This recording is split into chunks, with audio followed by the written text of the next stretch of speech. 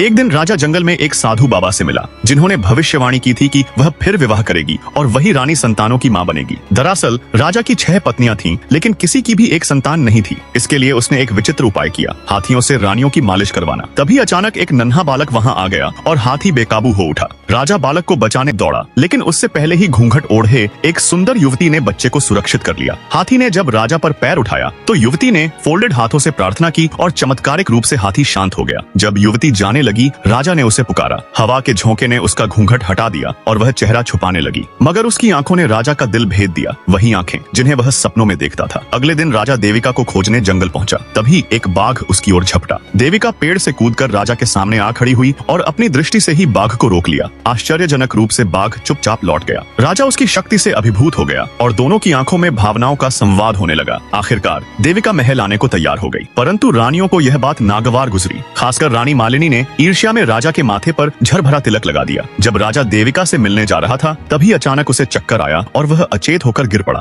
देविका ने तुरंत उसकी देखभाल की और सुरक्षित महल तक पहुंचाया। राजमहल के द्वार पर जैसे ही रानियों ने दोनों को साथ देखा, उनके क्रोध की ज्वाला भड़क उठी।